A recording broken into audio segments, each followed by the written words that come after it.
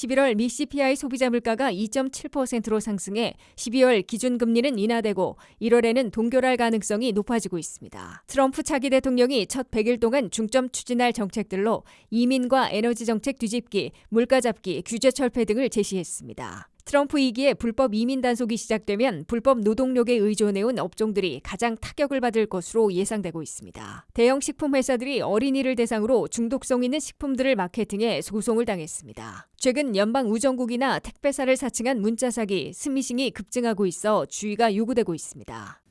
시청자 여러분 안녕하십니까? 워싱턴 뉴스 투데이입니다. 미국의 11월 CPI 소비자 물가가 2.7%로 다시 상승했으나 경제 분석가들의 예상치와 부합한 것으로 나타났습니다. 이에 따라 앞으로의 기준금리도 12월에는 0.25%포인트 인하되고 새해 1월에는 동결하는 징검다리 결정이 나올 것으로 굳어지고 있습니다. 류령화 기자가 보도합니다. 미국의 물가가 다시 불안해졌으나 예상치를 크게 웃돌지는 않아 기준금리 정책도 흔들리지는 않고 있습니다. 미국의 두 가지 물가지수 가운데 대도시 물가를 보여주는 11월의 CPI 소비자 물가는 전달보다 0.3% 올랐고 전년보다는 2.7% 상승한 것으로 연방노동부가 11일 발표했습니다.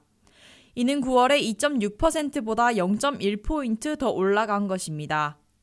이에 비해 변동이 심한 식품과 에너지 가격을 제외한 코어 CPI, 즉 근원 소비자 물가는 11월에 전달보다 0.3% 올랐으나 전년보다는 3.3%로 같게 나왔습니다. 11월의 CPI 소비자 물가는 경제 분석가들의 예측치와 똑같게 나와 시장에 놀라움을 안기지는 않고 있습니다. 11월의 CPI 소비자 물가에서 3분의 1이나 차지하고 있는 주거비는 전년보다 4.7%나 올라 물가 상승의 주요소로 꼽히고 있습니다. 자동차 가격에서 추세가 바뀌어 중고차는 전달보다 2%나 오른 반면 새차 가격은 0.6% 인상되는 데 그쳤습니다. 이에 비해 식품 가격은 전달보다 0.4%, 전년보다는 2.4% 비싼 것으로 나타났습니다. 반면 에너지 가격은 전달보다 0.2% 올랐으나 전년보다는 3.2% 하락했습니다. 11월의 CPI 소비자 물가가 분석가들의 예측치와 똑같게 나오자 앞으로의 기준금리 전망에도 큰 변화를 주지 않고 있습니다. 제롬 파월 연준 의장을 비롯한 연준 멤버들과 경제 분석가들의 다수는 기준금리를 12월에는 인하하고 새해 1월에는 동결하는 등 징검다리 결정을 내리게 될 것으로 시사하고 있습니다. CME 그룹의 투자자들은 12월 18일 연준이 기준금리를 0.25포인트 내려 4.25 내지 4.5%로 낮출 가능성을 96%로 잡고 있습니다. 대신 2025년의 첫 회의인 1월 29일에는 동결할 가능성이 73%나 되는 것으로 내다보고 있습니다. 연준은 올해의 마지막 회의인 12월 18일에 0.25포인트 내리면 2024년 한 해 1%포인트 기준금리를 인하해 4.4%까지 낮추게 됩니다. 연준은 2025년 한 해에도 0.25포인트씩 4번 1%포인트 추가로 내릴 것으로 예고해놓고 있는데 연속 인하 대신에 한 번씩 건너뛰는 징검다리 결정을 내릴 가능성이 높아지고 있는 것으로 해석되고 있습니다. WKTV 뉴스 류령아입니다. 도널드 트럼프 차기 대통령이 첫 100일 동안 중점 추진할 우선 정책들로 이민과 에너지 정책 뒤집기, 물가 잡기, 규제 철폐 등을 제시했습니다. 첫 100일 동안 국경 봉쇄와 추방작전 착수, 에너지 개편과 물가 낮추기, 규제 철폐를 중점 추진하고 강료 인준에도 총력전을 펴겠다고 밝혔습니다. 보도에 한면태 기자입니다. 40일 후면 미국의 47대 대통령으로 취임하는 도널드 트럼프 차기 대통령과 그의 핵심 참모들이 첫 100일간의 청사진을 공개하고 있습니다. 트럼프 차기 대통령은 NBC 미트 더 프레스와 인터뷰에서 취임일부터 첫 100일 동안 어디에 초점을 맞출 것이냐는 질문을 받고 국경과 에너지, 물가와 경제 정책을 고치고 규제를 철폐해 경제 성장을 촉진하도록 새 출발을 하게 될 것이라고 밝혔습니다. What do you plan to accomplish in your first 100 days in office? Well, we're going to do something with the border and very strong, very powerful. That'll be our first signal and a first signal to America that we're not playing games. 백악관 비서실 정책 담당 차장으로 국내 정책을 주도할 스티븐 밀러 내정자는 팍스뉴스와의 인터뷰를 통해 첫 100일 계획의 세부안을 제시했습니다.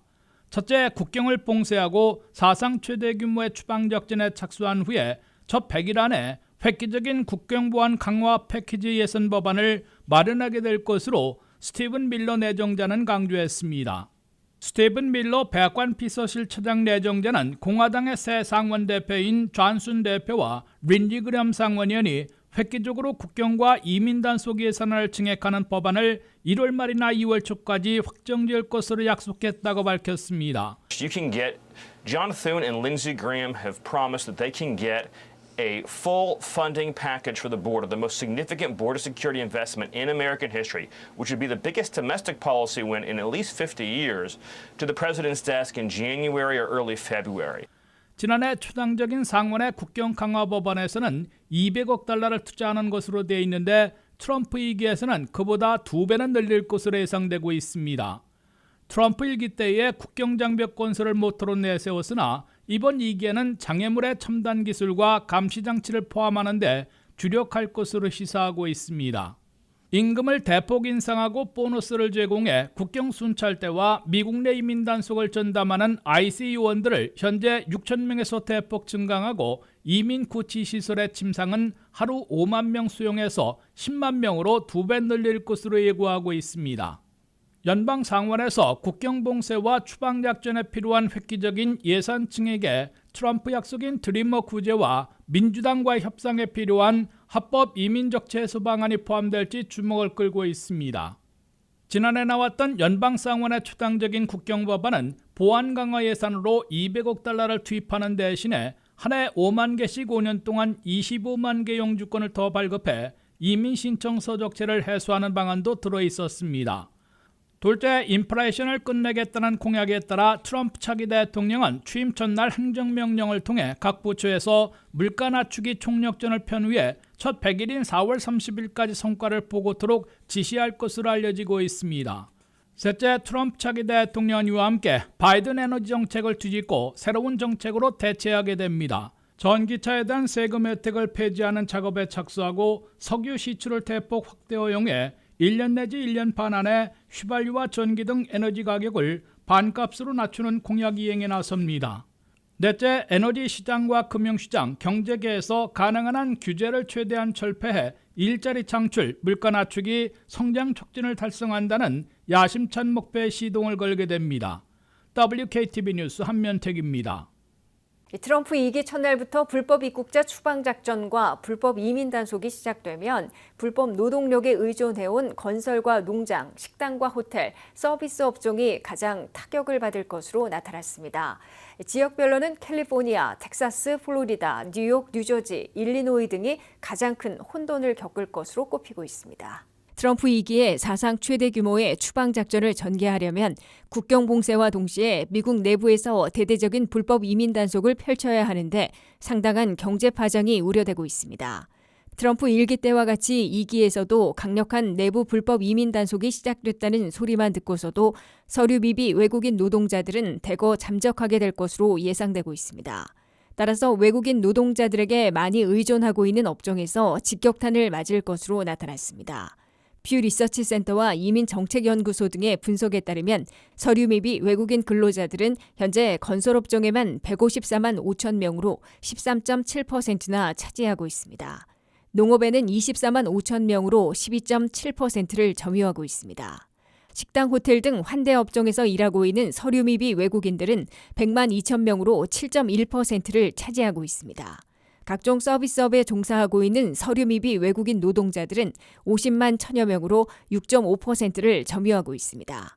이들 업종에서 체포와 추방이 두려워 스스로 잠적하고 일터에 나오지 않는 사태가 재현되면 해당 업종에서 큰 차질을 빚어 사업주들은 더 높은 임금을 지출하고 사람을 구하는 구인난을 겪게 된다는 분석입니다.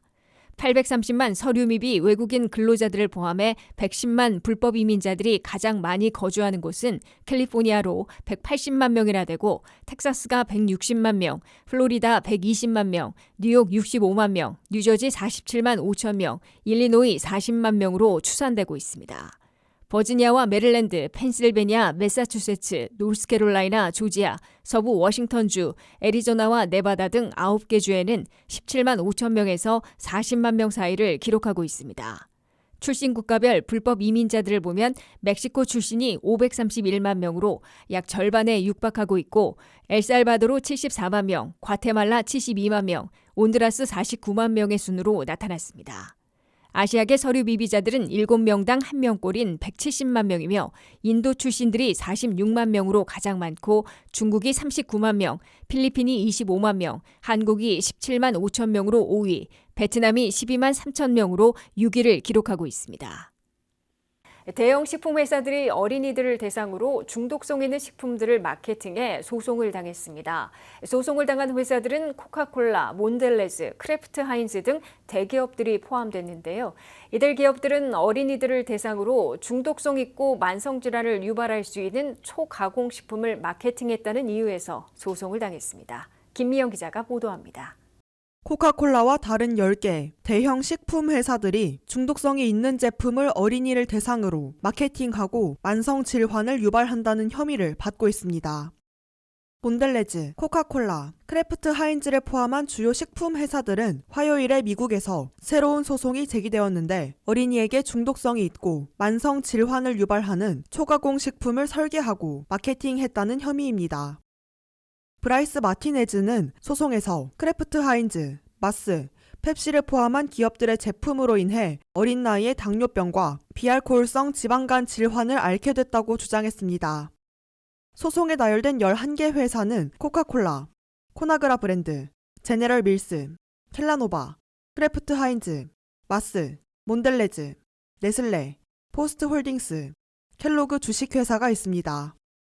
보도에 따르면 현재 18살인 마르티네즈는 소송에서 이 기업들의 식품으로 인해 심각한 만성 질환을 앓게 됐으며 남은 인생을 아프고 고통받으며 살아야 한다고 주장했습니다. 마르티네즈의 소송은 식품 회사들이 오랫동안 자사 제품이 해롭다는 것을 알고 의도적으로 중독성이 강하도록 조작했다고 주장했습니다. 올해 나온 연구에 따르면 가공된 식품을 많이 섭취하면 심혈관 질환, 2형 당뇨병, 일반적인 정신건강 장애를 포함한 32가지의 질병이 발생할 위험이 증가하는 것으로 나타났습니다. 현재 미국 식품의약국 국장인 로버트 칼리프는 초가공 식품은 중독성이 있을 가능성이 높다고 말했습니다. 소비자 브랜드 협회의 사라 갈로는 기업들이 소비자들에게 안전하고 저렴하며 편리한 제품을 제공하기 위해 FDA가 제정한 엄격한 증거 기반 안전 기준을 준수한다고 밝혔습니다. 식품 및 음료 제조업체를 대표하는 산업그룹의 제품정책 담당자는 현재로선 고도 가공식품에 대한 합의된 과학적 정의는 없다며 가공식품이라는 이유만으로 음식을 건강에 해롭다고 분류하거나 전체 영양소 함량을 무시하며 음식을 비판하는 것은 소비자를 오도하고 건강 격차를 심화시킨다고 덧붙였습니다. 최근 몇 년 동안 고도로 가공된 식품이 광범위한 만성 건강 문제와 관련이 있다는 증거가 늘어났습니다. 연구자들이 초가공이라고 묘사한 식품에는 전체 식품에서 추출하거나 인공적으로 합성한 물질로 만든 많은 포장 간식식품, 과자 및 청량음료가 포함됩니다. WKTV 뉴스 김미현입니다.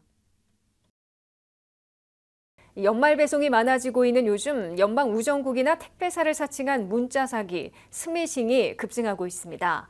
스미싱 사기 메시지는 주로 택배 추적 링크를 보내거나 배송에 문제가 생겼다며 링크를 클릭하도록 유도해 개인정보나 금융정보를 빼내고 있습니다. 자세한 내용 류령화 기자가 보도합니다.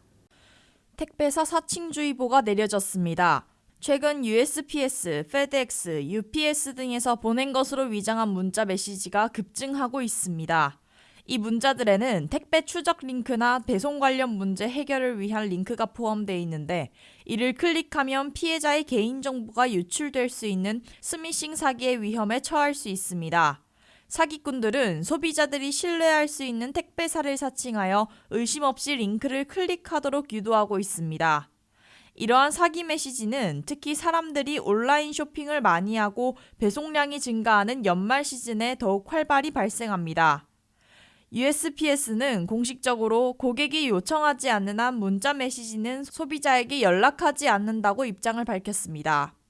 소비자보호국 OCP는 택배사에서 보낸 것처럼 보이는 메시지를 받을 경우 택배사의 공식 웹사이트나 고객 서비스에 직접 연락해 확인하라고 경고했습니다. 소비자보호국의 에릭 프리드먼 이사는 사기꾼들은 사람들의 경계를 늦출 수 있는 방법을 찾고 있다며 휴일 시즌 동안 배달 서비스에 대한 경계를 더욱 강화하고 직접 확인하는 것이 피해를 예방하는 가장 좋은 방법이라고 강조했습니다. 스미싱 메시지를 받았다면 7726으로 신고하고 이를 정크 메시지나 스팸으로 분류하여 차단하는 것도 중요한 예방 조치입니다. 특히 연말 시즌과 같은 택배 물량이 급증하는 시기에는 개인정보 보호에 더욱 신경 써야 하며 사기 수법을 인지하고 조기에 대응하는 것이 피해를 예방하는 가장 중요한 방법입니다. 한편 미국 연방수사국 FBI의 데이터에 따르면 미국인들이 2023년 동안 정부나 기술 지원 담당자를 사칭한 사기꾼에게 속아 약 13억 달러의 피해를 입었다고 전해졌습니다. WKTV 뉴스 류령아입니다. 이상으로 워싱턴 뉴스투데이를 마치겠습니다. 시청해주신 여러분 고맙습니다.